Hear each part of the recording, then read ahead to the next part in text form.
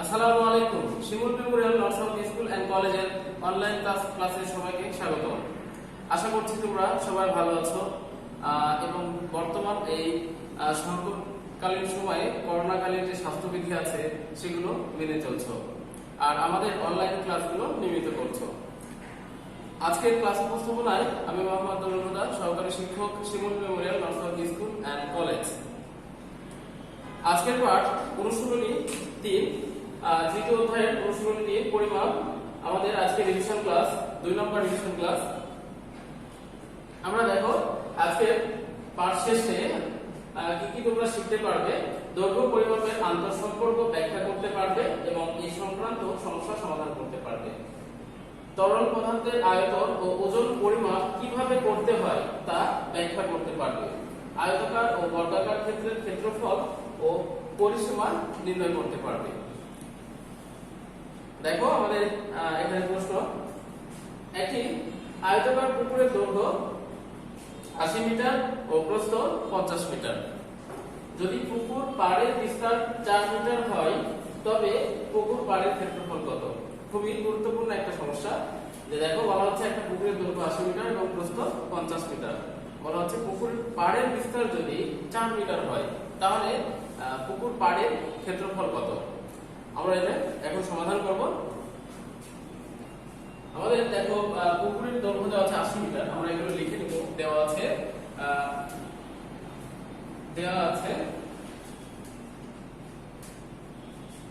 আমাদের পুকুরের দৈর্ঘ্য 80 মিটার এবং প্রস্থ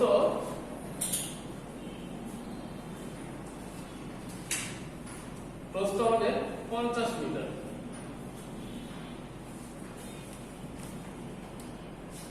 তাহলে দেখো আমরা এখান থেকে পুকুরের ক্ষেত্রফলটাকে বের করে দেব। যেহেতু বলেছে পাড়ের ক্ষেত্রফল কত, আমরা এখান থেকে বলতে পারি অতএব পুকুরের ক্ষেত্রফল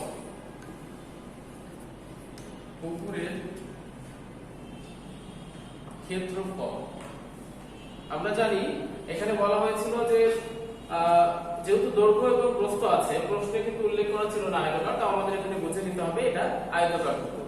তো পুকুরের ক্ষেত্রফল যেহেতু এটা আয়তাকার, তাহলে ক্ষেত্রফল পাবো দৈর্ঘ্য এবং প্রস্থ গুণ করে দিলে। তাহলে আমরা 80 এবং 50 এটা গুণ করে দেব। দৈর্ঘ্য গুণ প্রস্থ 50 এত বর্গ মিটার। অথবা আমরা যদি এটাও করতে পারি, যদি আমার তোমাদের বুঝতে সমস্যা হয় তাহলে যেটা করব, আমরা এখানে সূত্রটা লিখব। ক্ষেত্রফলের সূত্র হচ্ছে দৈর্ঘ্য গুণ প্রস্থ। আমরা এটা লিখে নিতে পারি যে দৈর্ঘ্য গুণ প্রস্থ। আচ্ছা, এটা আমাদের ক্ষেত্রফল যেহেতু বর্গ একক লেখা হয় তাহলে বর্গ একক। ওকে, আমরা এখানে দেখো এরপরে মানটা বসিয়ে দিব। সমান সমান 80 গুণ 50। আমাদের এটা ছিল মিটারে, তাই আমরা লিখব বর্গ মিটার। সমান সমান আমরা এটা যদি গুণ করি 50 তে 40 এবং দুইটা শূন্য চলে আসবে, আমি গুণ করে দিলাম। তাহলে আমরা পেলাম এখানে কি পুকুরের ক্ষেত্রফল পেলাম 4000 মিটার, সরি 4000 বর্গ মিটার। আমাদের প্রশ্নে চেয়েছিল পুকুর পাড়ের ক্ষেত্রফল কত। আমরা একটু চিত্রের সাহায্যে দেখব। যে মনে করো এখানে পুকুর, আমাদের এটা সেই 80 মিটার এবং এর প্রস্থ আমাদের 50 মিটার। এটা আমাদের পুকুর। এখন পুকুরের পাড়ের বিস্তার, তাহলে দেখো পুকুরের পাড় সবসময় পুকুরের বাইরে থাকবে। অর্থাৎ আমরা পুকুরকে বিবেচনা করি শুধুমাত্র যে অংশটুকু পানি থাকে ওইগুলো। তাহলে এটা বাইরে পাড়, এই পাড়ের বিস্তার হলো 4 মিটার। আমরা এই পাড়ের ক্ষেত্রফলটা বের করব। এই পাড়ের ক্ষেত্রফলটা কত আমরা এটা বের করব। তাহলে লিখবো এবার যে পাড় সহ পুকুরের দৈর্ঘ্য, পাড় সহ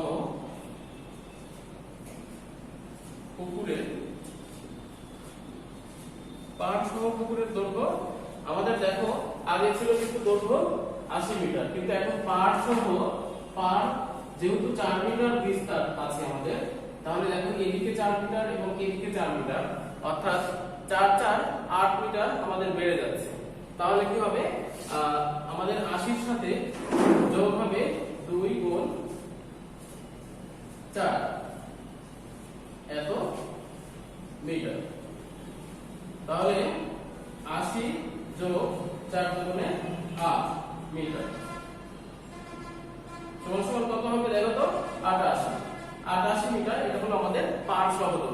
এরপরে আমরা পাড় সহ প্রস্থটা বের করব এবং পাড় সহ পুকুরের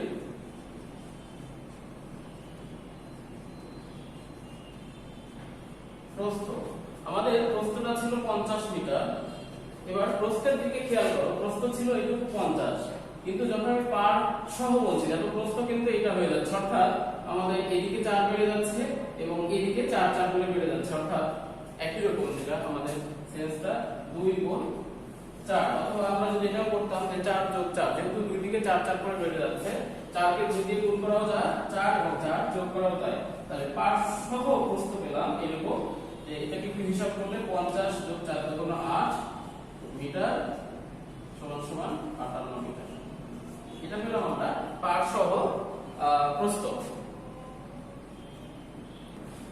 আচ্ছা, তাহলে দেখো আমি একটা মিশিয়ে দিয়েছি, আমাদের পাড় সহ দৈর্ঘ্য ছিল 88 এবং পাড় সহ প্রস্থ ছিল 58। আমরা এবার লিখব পাড় সহ ক্ষেত্রফল, পাড় সহ পুকুরের ক্ষেত্রফল, পাড় সহ পুকুরের ক্ষেত্রফল। পাড় সহ পুকুরের ক্ষেত্রফল আমাদের 88 দৈর্ঘ্য ছিল এবং প্রস্থ ছিল আমাদের 58, এত বর্গ মিটার, বর্গ মিটার সমান সমান 88 এবং 58। এই দুটো যদি আমরা গুণ করি তাহলে যেটা হবে 5104 বর্গ মিটার। আচ্ছা, আমি চিত্রটা মিশিয়ে দিয়েছি, আমাদের বের করতে হবে আসলে পুকুর পাড়ের ক্ষেত্রফল। আমরা একটু চিন্তা করি যে এটা পাড় সহ ক্ষেত্রফল আছে, এখানে পাড় সহ ক্ষেত্রফল, এটা থেকে যদি শুধু পুকুরের ক্ষেত্রফল বের করি তাহলে আমরা পাড়ের ক্ষেত্রফল পাবো। পাড় সহ পুকুরের ক্ষেত্রফল থেকে শুধু পুকুরের ক্ষেত্রফল বাদ দেব, আমাদের কমন সেন্স, তাহলে শুধু পাড়ের ক্ষেত্রফল পাবো। তাহলে আমরা লিখে দিতে পারি অতএব পুকুর পাড়ের ক্ষেত্রফল, অতএব পুকুর পাড়ের ক্ষেত্রফল, পুকুর পাড়ের ক্ষেত্রফল, এটা পাড় সহ ক্ষেত্রফল 5104 বর্গ মিটার থেকে আমাদের পুকুরের ক্ষেত্রফল ছিল 4000 বর্গ মিটার, বর্গ মিটারে আমাদের দুটো আছে, বিয়োগ করে দিব, বিয়োগ করে যদি দেখো 5000 থেকে 4000, 5104 থেকে যদি আমি 4000 বিয়োগ করি তাহলে 1104 বর্গ মিটার, এটা আমাদের পাওয়া যায়। এটা আমাদের উত্তর, যাতে পুকুর পাড়ের ক্ষেত্রফল 1104 বর্গ মিটার। উত্তর 1104 বর্গ মিটার। ওকে, এই ছিল আমার আজকের প্রথম প্রশ্ন। এরপরে আমরা সৃজনশীলে যাব। আচ্ছা, দেখো আমাদের এখানে প্রশ্নটা আগে পড়ে নিই। একটি আয়তাকার বাগানের দৈর্ঘ্য ও প্রস্থ 60 মিটার ও 40 মিটার। বাগানের পরিসীমা একটা বর্গাকার জমির পরিসীমার সমান। বাগানের পরিসীমা একটা বর্গাকার জমির পরিসীমার সমান। বলা হচ্ছে বাগানের ক্ষেত্রফল কত? যেহেতু বাগানটা আয়তাকার তাহলে ক্ষেত্রফল হবে দৈর্ঘ্য গুণ প্রস্থ। আমরা করব প্রশ্নটি করব। তারপর দেখো জমিটির ক্ষেত্রফল নির্ণয় করো। বলা হচ্ছে এই যে বর্গাকার জমির পরিসীমা আর বাগানের যে পরিসীমা সমান, এই তথ্য থেকে আমরা জমির ক্ষেত্রফল অর্থাৎ এই জমিটার ক্ষেত্রফল বের করব। এরপর বলা হচ্ছে বাগানের বাইরে চারদিকে 2 মিটার চওড়া একটা রাস্তা তৈরি করলে রাস্তার ক্ষেত্রফল কত হবে? বাগানের বাইরে চারদিকে 2 মিটার আমি একটা রাস্তা যদি তৈরি করি তাহলে ওই রাস্তার ক্ষেত্রফল কত হবে? আমরা প্রথমে ক নম্বর প্রশ্ন সমাধান করব। সৃজনশীল প্রশ্নের সমাধান।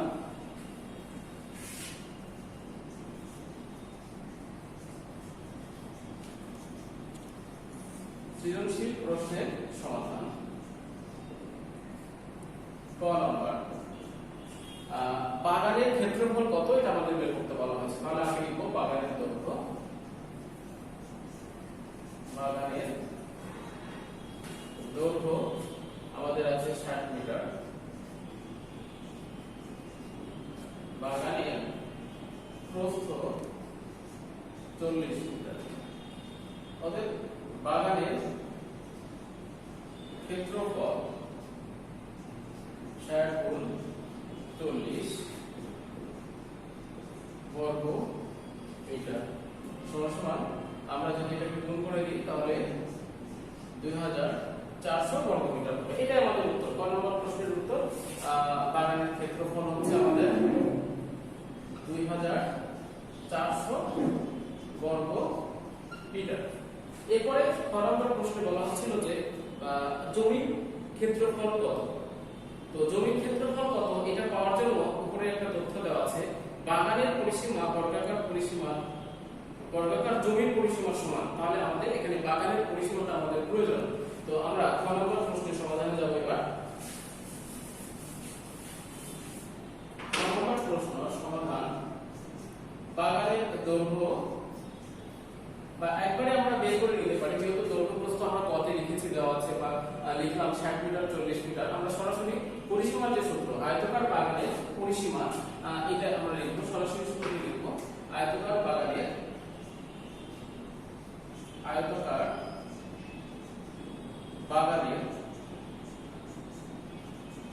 পরিসীমা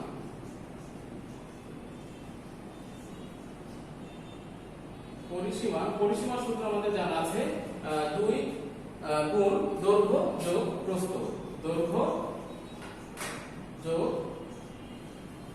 প্রস্থ। এত একক হবে আমাদের, যেটা মিটারে থাকলে মিটার, সেন্টিমিটারে থাকলে সেন্টিমিটার, একক হবে এটা আমাদের একক ছিল মিটারে, আমাদের মিটারে নিয়ে আসলাম। যাই হোক, পরিসীমা এখানে আকার হলো একটা আয়তাকার বাগানের পরিসীমা 2 ইনটু দৈর্ঘ্য যোগ প্রস্থ। আমাদের 2 দৈর্ঘ্য ছিল 40, প্রস্থ ছিল দৈর্ঘ্য ছিল 60, প্রস্থ ছিল 40। তাহলে দেখো 2 গুণ এই দুটো যোগ করে দিলে হবে 100 একক। এগুলো একক আমরা লিখে দিই, যেহেতু মিটারে ছিল আমাদের, মান বসানোর পরে এককটা যেটা ছিল ওটাকে লেখা হতো। তাহলে দেখো এটা কত হবে আমাদের 200 মিটার। এটা পেলাম আয়তাকার বাগানের পরিসীমা। এখন বলা হচ্ছে আয়তাকার বাগানের পরিসীমা বর্গাকার জমির পরিসীমার সমান। তাহলে আমরা লিখে দিতে পারি অতএব বর্গাকার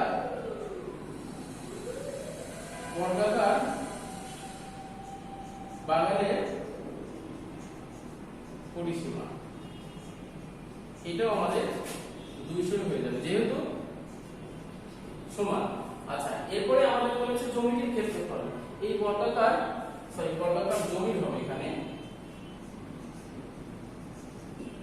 আমাদের বের করতে বলেছে এই বর্গাকার জমির ক্ষেত্রফল কত। তাহলে আমাদের বর্গাকার জমির দৈর্ঘ্য লাগবে। আমরা পেয়েছি পরিসীমা, আমরা জানি বর্গক্ষেত্রের ক্ষেত্রফল কত, বাহু স্কয়ার, এবং পরিসীমা সমান কত, 4 গুণ 1 বাহুর দৈর্ঘ্য।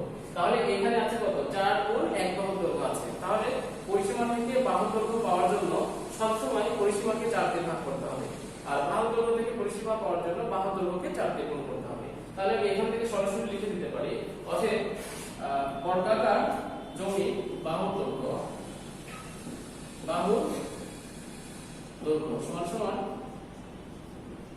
পরিসীমা ভাগ 4 একক সমান সমান পরিসীমা ছিল আমাদের 200 আর এখানে ছিল 4 আর আমাদের এককটা ছিল মিটারে। তাহলে আমাদের 200 কে যদি 4 দিয়ে ভাগ করি তাহলে হয় 50 মিটার। এখন আমরা এই বর্গাকার জমির ক্ষেত্রফল পেয়ে যেতে পারি। অতএব আমরা লিখে দিতে পারি বর্গাকার জমি ক্ষেত্রফল, বর্গাকার জমির ক্ষেত্রফল অর্থাৎ বর্গক্ষেত্রের ক্ষেত্রফল যেটা আমরা 50 এর উপরে স্কয়ার দিতে পারি, এটা হলো বর্গ মিটার। 50 এর বর্গ হবে 2500 বর্গ মিটার। এটা হচ্ছে আমাদের খ নম্বর প্রশ্নের উত্তর। আমরা পেয়ে গেছি, বলেছিল তার ক্ষেত্রফল কত, বর্গাকার জমির ক্ষেত্রফল কত, উত্তর এত বর্গ মিটার। পরের প্রশ্নটা খেয়াল করো যে বাগানের বাইরে চারদিকে 2 মিটার চওড়া রাস্তা তৈরি করলে রাস্তার ক্ষেত্রফল কত হবে। তাহলে আমরা দেখব এখানে যে রাস্তা সহ আমরা এটাকে মিশিয়ে দিব আগে। আচ্ছা, গ নম্বর প্রশ্নের সমাধান গ। আমরা কতে কিন্তু বাগানের ক্ষেত্রফল পেয়েছিলাম, আমরা ওইটাকে লিখে দিব। ক হতে প্রাপ্ত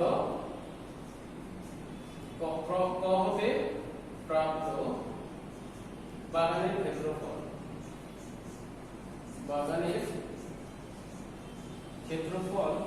আমাদের ছিল এত বর্গ মিটার।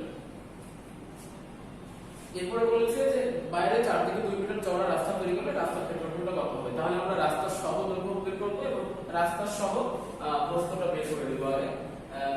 অতএব রাস্তা সহ বাগানের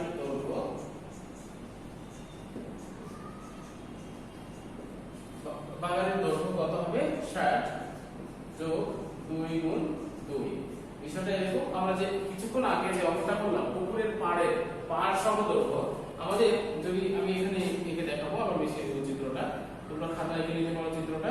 মনে করো এটা সেই আমাদের বাগান, এটার দৈর্ঘ্য হলো 60 মিটার, ভিতরে লিখি 60 মিটার এবং এটার প্রস্থ হলো 40 মিটার। এখন আমি চারিদিকে 2 মিটার করে রাস্তা তৈরি করব। এইদিকে 2 মিটার, এইদিকে 2 মিটার এবং এইদিকে 2 মিটার এবং এইখানে 2 মিটার, অর্থাৎ চারিদিকে 2 মিটার চওড়া একটা রাস্তা তৈরি করব। এই রাস্তার ক্ষেত্রফল কত হবে সেটা আমাদের প্রশ্ন। আচ্ছা দেখো, আমি রাস্তা সহ দৈর্ঘ্য লিখেছি 60 যোগ 2 যোগ 2। আসলে আমাদের এখান থেকে এইটুকু ছিল আমাদের 60 মিটার। এখন আমাদের রাস্তা সহ দৈর্ঘ্য হয়ে গেছে এটা। তাহলে দেখো এইদিকে কিন্তু আমাদের 2 মিটার বেড়ে গেছে এবং এইদিকে 2 মিটার বেড়ে গেছে। তাহলে দেখো এখন হয়ে গেছে কিন্তু 60 এবং যোগ 2 যোগ 2 64 হয়ে গেছে। আমি এই কথাটা এখানে লিখেছি, 2 যোগ 2 না করে 2 গুণ 2 করেছি। আচ্ছা, এবার আমরা যদি প্রস্থের কথা চিন্তা করি তাহলে একই ঘটনা ঘটবে। প্রস্থ কিন্তু 40, পরে বেড়ে যাচ্ছে এদিকে 2 এবং এদিকে 2 বেড়ে যাচ্ছে। তাহলে প্রস্থের বেলাও এই ঘটনাটা ঘটবে। আমি এখন লিখবো, তাহলে এখানে হবে একবার লিখে দিলাম 2 গুণ 4, এটা মিটারে আসবে, 60 আর 4 64 মিটার। এরপরে আমরা লিখব রাস্তা সহ বাগানের প্রস্থ। তাহলে 40 ছিল এবং 2 মিটার করে আমাদের বেড়ে যাচ্ছে দুই দিকে, 2 গুণ 2 এত মিটার সমান সমান আমাদের হবে 44 মিটার। আমরা রাস্তা সহ ক্ষেত্রফলটা বের করব। রাস্তা সহ বাগানের ক্ষেত্রফল, 64 গুণ 44 এত বর্গ মিটার। আমরা যদি 64 এবং 44 এই দুটো যদি গুণ করে দিই তাহলে যেটা পাবো সেটা হলো 2816 বর্গ মিটার। এখন আমাদের রাস্তার ক্ষেত্রফলের পালা, যে এখানে রাস্তার সহ ক্ষেত্রফল আছে, আমি ডট ডট দিয়েছি এখানে রাস্তার সহ ক্ষেত্রফল। এখান থেকে যদি শুধু বাগানের ক্ষেত্রফলটা বিয়োগ করে দিই, রাস্তা সহ বাগানের ক্ষেত্রফল থেকে শুধু বাগানের ক্ষেত্রফল যদি বিয়োগ করে দিই তাহলে আমরা রাস্তার ক্ষেত্রফল পাবো। আমরা অর্থাৎ লিখে দেব, অতএব রাস্তার ক্ষেত্রফল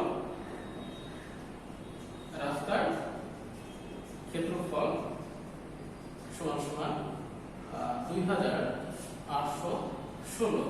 আমাদের শুধু বাগানের ক্ষেত্রফল ছিল এই যে 2400 বর্গ মিটার, এটা বিয়োগ করে দিচ্ছি এত বর্গ মিটার।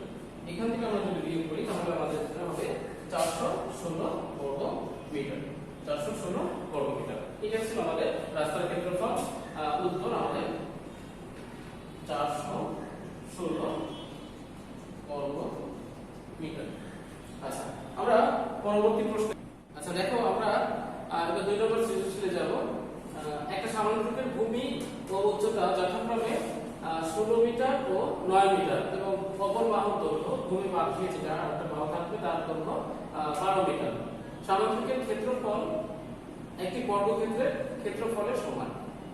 এখানে উদ্দীপকটা ভালো করে পড়ো, যে একটা ভূমি সামান্তরিকের ভূমি দেওয়া আছে 16 মিটার, উচ্চতা দেওয়া আছে 9 মিটার, অপর একটা বাহুর দৈর্ঘ্য দেওয়া আছে 12 মিটার। আর একটা কথা বলা আছে সামান্তরিকের ক্ষেত্রফল একটা বর্গক্ষেত্রের ক্ষেত্রফলের সমান। এরপরে ক নম্বর প্রশ্নে বলা আছে সামান্তরিকের সংজ্ঞা দাও, চিত্র সহ সামান্তরিকের সংজ্ঞা দাও।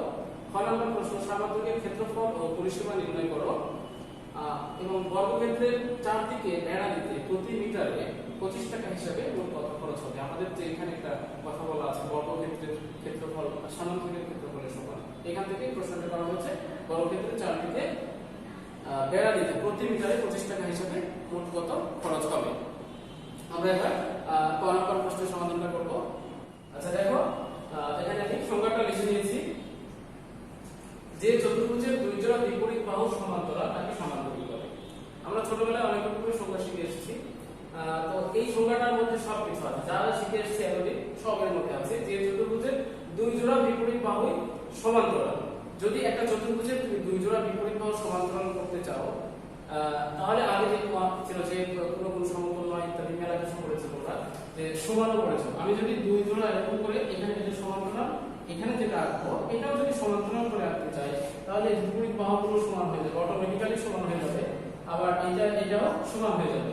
তো আমরা এভাবে মনে করেছিলাম যে চতুর্ভুজের দুই জোড়া বিপরীত বাহু সমান ও সমান্তরাল তাকে সমান্তরিক বলে। আমি এখানে সমান কথাটা লিখে নিই, কারণ যদি দুই জোড়া সমান্তরাল করি তাহলে অটোমেটিক্যালি সমান হয়ে যাবে। সুতরাং ওই কথা বললেও হবে না বললেও হবে, এটাই পারফেক্ট সংজ্ঞা।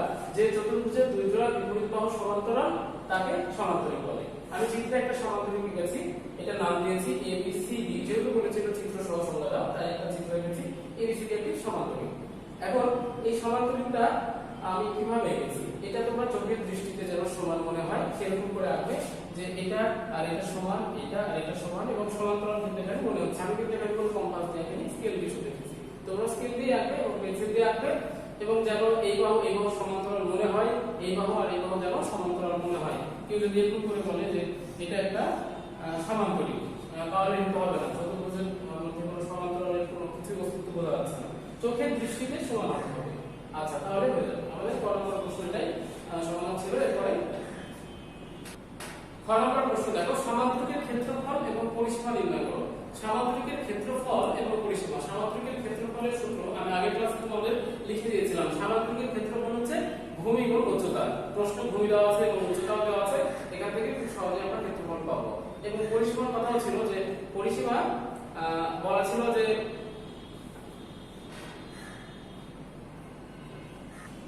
আচ্ছা দেখো আমাদের বলা হচ্ছে সামান্তরিকের ক্ষেত্রফল এবং পরিসীমা। তো ক্ষেত্রফলের সূত্র ছিল ভূমি গুণ উচ্চতা এবং পরিসীমার সূত্র ছিল 2 গুণ সন্নিহিত বাহুর দৈর্ঘ্য।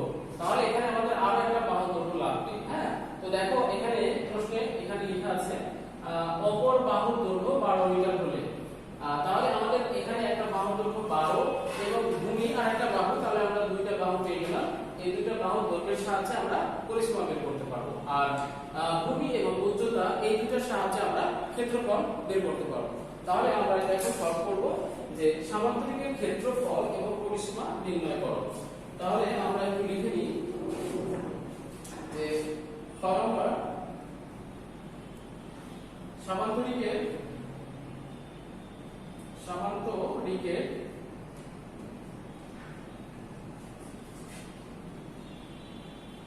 ভূমি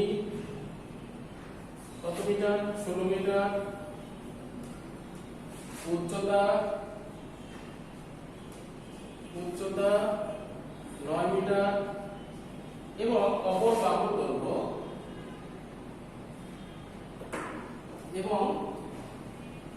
অপর বাহুর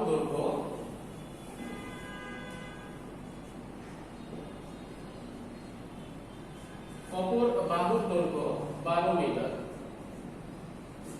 এইটা তাহলে এখন আমরা এখান থেকে সূত্র লিখবো। অর্থাৎ সমান্তরিকের ক্ষেত্রফল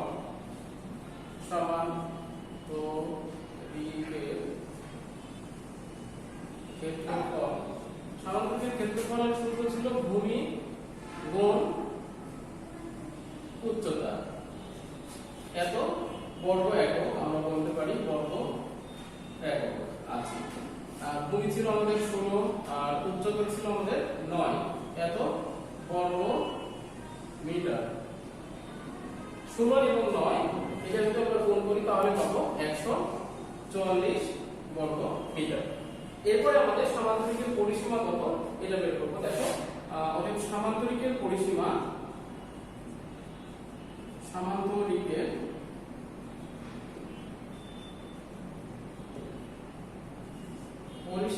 সমান সমান 2 ইনটু সন্নিহিত বাহুদ্বয়ের যোগফল। সন্নিহিত বাহুদ্বয়ের যোগফল। বিষয়টা এরকম, এখানে মিটারটা আসবে আমাদের, সরি এককটা আসবে মিটারে। দেখো 2 ইনটু সন্নিহিত বাহুর যোগফল, এটা দিয়ে কি বোঝাচ্ছি একটু সমান্তরিক আঁকতে দেখো, তাহলে আমরা এটা স্পষ্ট বুঝে যাব। আমাদের ভূমিটা কত? 16। তাহলে এরপরে বলা ছিল আমরা তো জানি সমান্তরিকের বিপরীত বাহু 16 মানে এটাও 16, এটাও আমাদের 16। তাহলে অপর বাহুর দৈর্ঘ্য ছিল কত? দেখো অপর বাহুর দৈর্ঘ্য ছিল আমাদের 12 মিটার। তাহলে এটা হলো আমাদের 12। তাহলে এই বিপরীত বাহুটা হবে আমাদের 12। তাহলে পরিসীমা মানে কিন্তু 4 বাহুর যোগফল। বর্গের পরিসীমা মানে 4 বাহুর যোগফল, আয়তের পরিসীমা মানে 4 বাহুর যোগফল, ত্রিভুজের পরিসীমা হলো 3 বাহুর যোগফল, অর্থাৎ পরিসীমা মানে হলো বাহুগুলোর যোগফল। তাহলে আমি যদি এটা যোগ করি তাহলে পরিসীমা পাবো। এটাকে আলাদাভাবে বলা যায় যে আমরা এই 12 দুইবার যোগ না করে 16 দুইবার যোগ না করে 2 দিয়ে গুণ করব, তাহলে আমরা পেয়ে যাব। অর্থাৎ আমি এই বাহু আর এই বাহু যদি যোগ করি, এই দুটো বাহুর মান হলো 16 পাবো। এই দুটো বাহু যদি যোগ করে 2 দিয়ে গুণ করি তাহলে কিন্তু আপনি সবগুলো যোগ করা হয়ে যাচ্ছে। এই জন্য আমরা সূত্রটা এরকম করে লিখেছি, দেখো 2 গুণ সন্নিহিত বাহুদ্বয়ের যোগফল। তাহলে আমরা এখানে লিখে দিতে পারি যে সমান সমান 2 গুণ সন্নিহিত বাহু বলতে আমরা একটা ভূমি আর অপর বাহু যোগ আমাদের বার হচ্ছে এত মিটার। তাহলে 2 গুণ 12 এবং 16 যদি আমরা যোগ করি তাহলে হবে 28 মিটার, এবং 28 দিয়ে 2 কে গুণ করলে হবে 57 মিটার। আর আমাদের উত্তর দুইটা, ক্ষেত্রফল হচ্ছে 144 বর্গ মিটার এবং পরিসীমা হচ্ছে 56 মিটার। এটা আমাদের দুটো উত্তর। এর পরের প্রশ্ন ছিল, দেখো গ নম্বর প্রশ্নের পরে আমাদের যে বর্গক্ষেত্রের চারদিকে বেড়া দিতে প্রতি মিটারে 25 টাকা হিসাবে মোট কত খরচ হবে। তো বর্গক্ষেত্রের চারিদিকে বেড়া দিতে এখানে আমাদের পরিসীমার প্রয়োজন। তো বর্গক্ষেত্রের পরিসীমা নির্ণয়ের জন্য আমাদের দরকার বর্গক্ষেত্রের বাহু দৈর্ঘ্য। উদ্দীপকে একটা কথা বলা ছিল যে সামান্তরিকের ক্ষেত্রফল একটা বর্গক্ষেত্রের ক্ষেত্রফলের সমান, অর্থাৎ এই যে সামান্তরিকের ক্ষেত্রফলটা এখানে 144 পেয়েছি, এটা আমাদের যে বর্গক্ষেত্রের চারিদিকে বেড়া দিব ওই বর্গক্ষেত্রের ক্ষেত্রফলের সমান হবে। তাহলে আমরা এবার গ নম্বর প্রশ্নটা সলভ করি। এখান থেকে শুরু করব যে ক হতে বা খ হতে প্রাপ্ত, আমরা যে খ হতে প্রাপ্ত গ নম্বর খ হতে প্রাপ্ত সামান্তরিকের ক্ষেত্রফল, সামান্তরিকের ক্ষেত্রফল 144 বর্গ মিটার। তবে বর্গক্ষেত্রের ক্ষেত্রফল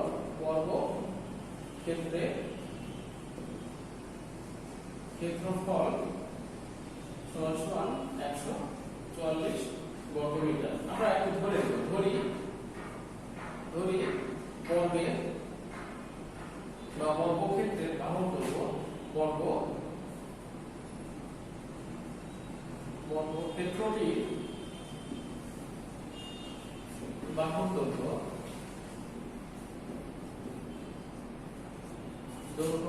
ক মিটার।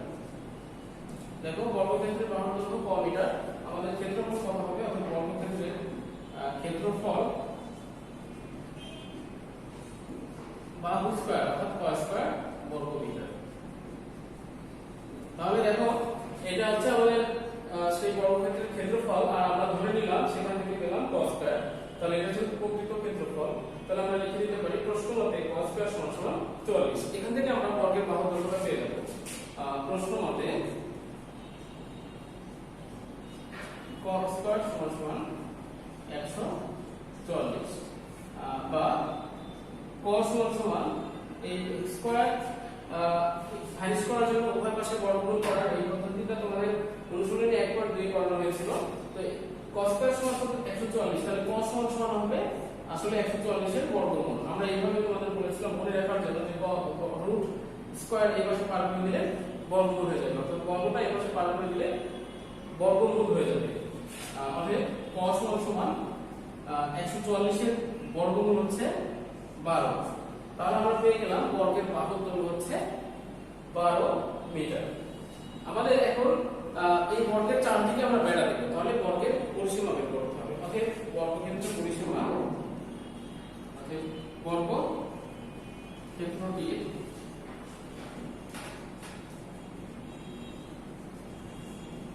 পরিসীমা সমান 4 পদ এত মিটার, সমান 4 গুণ 12। বর্গের পরিসীমার সূত্র তোমাদের বলা হয়েছিল 4 গুণ 1 বাহু দৈর্ঘ্য। আমি বর্গের পরিসীমা লিখলাম 4 গুণ ক, অর্থাৎ আমরা যে বাহু দৈর্ঘ্যটা ক ধরে নিয়েছিলাম সেটা এত মিটার, সমান 48 মিটার। এটা আমরা পেলাম বর্গের 1 বাহুর দৈর্ঘ্য, সরি পরিসীমা। এখন প্রতি মিটারে 25 টাকা হিসাবে আমরা বেড়া দেব, তাহলে বেড়ার দৈর্ঘ্যটা কত হবে? বর্গের চারদিকে যদি বেড়া দিই, বর্গের আমরা এটা একটা যদি বর্গক্ষেত্র বিবেচনা করি, এটা একটা বর্গক্ষেত্র। তাহলে দেখো বর্গের প্রত্যেকটা বাহু দৈর্ঘ্য 12, এটা 12, এটাও 12, এটাও 12, এটাও 12, এবং এর পরিসীমা আমরা যেটা বের করেছি দেখো 48, এই চারটা বার যোগ করলে 48। তাহলে আমি যদি এদিক দিয়ে বেড়াটা দিই, তাহলে প্রতি মিটারে যদি 25 টাকা খরচ হয়, তাহলে আমাকে জানতে হবে কত মিটার বেড়া দেব। আসলে এই যে পরিসীমা যত হবে আমাদের বেড়ার দৈর্ঘ্যটাও ঠিক তত হবে, অর্থাৎ 48 মিটার আমাকে বেড়া দিতে হবে। চারদিকে যদি বেড়া দিতে চাই আমাকে 48 মিটারের বেড়া লাগবে। তাহলে 1 মিটারে খরচ হয় কত? 25 টাকা। অর্থাৎ 48 মিটারে কত খরচ হয় সেটা আমরা পেয়ে যাব। তাহলে আমরা এখন লিখে দিতে পারি যে প্রতি মিটারে বেড়া দিতে বা 1 মিটার বেড়া দিতে খরচ হয়, যে 1 মিটার বেড়া দিতে খরচ হয়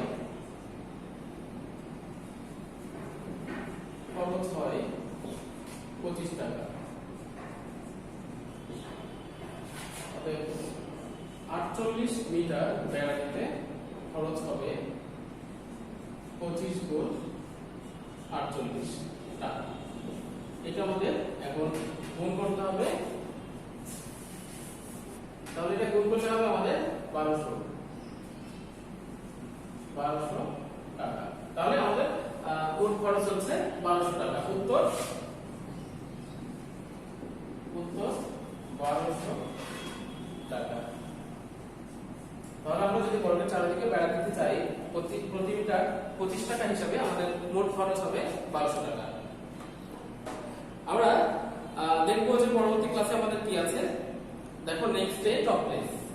আমরা এই অনুশীলনীতে যা যা করলাম এইগুলোর উপরে একটা টপ টেস্ট দেওয়া হবে। তোমরা বাসায় ভালো করে এই অনুশীলনের অঙ্কগুলো করবে এবং আমাদের ক্লাসে যেগুলো পড়ানো হলো এগুলো অবশ্যই ভালো করে করতে হবে।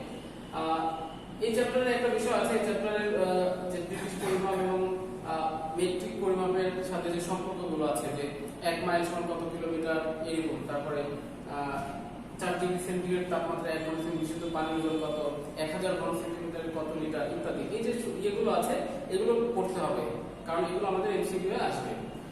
আর সবাই ভালো থাকবে, সুস্থ থাকবে, করোনাকালীন যে স্বাস্থ্যবিধি আছে এগুলো মেনে চলবে, বাসার বাইরে গেলে অবশ্যই মাস্ক পরে যাবে, আর বাড়িতে এসে সাবান পানি দিয়ে হাত ধুবে। সবাইকে পরবর্তী ক্লাসের আমন্ত্রণ জানিয়ে আজকের ক্লাস এখানে শেষ করছি। সবাইকে ধন্যবাদ।